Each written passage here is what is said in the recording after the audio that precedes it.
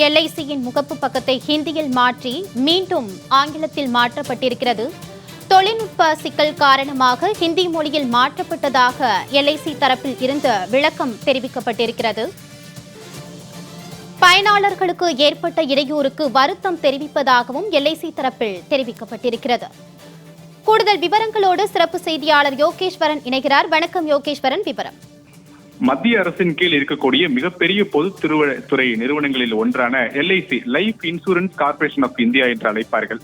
LIC இணையதளம் என்பது பலராலும் லட்சக்கணக்கானோர் தினசரி பயன்படுத்தப்பட்டு வரக்கூடிய நிலையில இன்று காலை வழக்கம் போல பயனாளர்கள் எல்ஐசி இணையதளத்தில் சென்ற போது முழுவதும் ஹிந்தி மொழியில் மாற்றப்பட்டிருந்தது. பொதுவாக ஆங்கில மொழியில் தான் கட்டாயமாக டிஃபால்ட்டாக இருக்கும். அதில் வேண்டுமென்றால் நாம் மொழிகளை மாற்றியோ அல்லது தேர்வு செய்து கொள்ளலாம். ஆனால் இன்று பயனாளர்கள் எல்ஐசி இணையதளத்தில் நுழைந்தவுடனே முழுவதும் இந்தி மொழியில் இருந்ததன் காரணமாக பலரும் தங்களுடைய கடுமையான கண்டனங்களை தெரிவிக்க சமூக வலைதளங்களில் தொடங்கினார்கள்.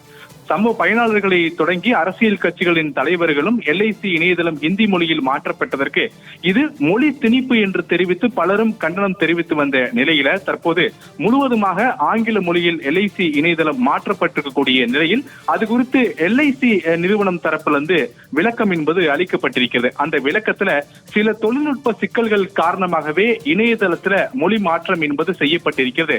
தற்போது மீண்டும் அந்த மொழி மாற்றம் சரி செய்யப்பட்டு ஆங்கில மொழியில் இருக்கிறது. ஆங்கிலம் அல்லது ஹிந்தி இந்த இரண்டு மொழிகளை பயனாளர்கள் அவர்களே தேர்வு செய்யக்கூடிய வகையிலும் முகப்பு பக்கத்துல தொடர்ச்சியாக எடுத்த உடனே ஆங்கில மொழியில் அது பிரதிபலிக்கக்கூடிய வகையில இணையதளம் மீண்டும் சரி செய்யப்பட்டிருப்பதாக எல்ஐசி விளக்கம் தெரிவித்திருக்கிறது.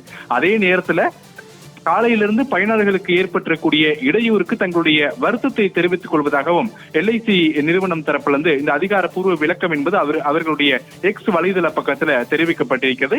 இன்று காலை முதலே தொடர்ச்சியாக மத்திய நிதித்துறை அமைச்சர் நிர்மலா சீதாராமன் உள்ளிட்ட பலரையும் சமூக வலைதள கணக்குகள்ல டேக் செய்து இது போன்ற நிலைப்பாடு வேண்டாம், மீண்டும் ஆங்கில மொழிக்கே மாற்றப்பட வேண்டும் என்று பலரும் கோரிக்கை வைத்து வந்த நிலையிலே இது தொழில்நுட்ப சிக்கல்கள் தான். அந்த தொழில்நுட்ப சிக்கல்கள் சரி செய்யப்பட்டிருக்கக்கூடிய நிலையில் மீண்டும் ஆங்கில மொழிக்கு அந்த இணையதளம் என்பது மாற்றப்பட்டிருக்கிறது.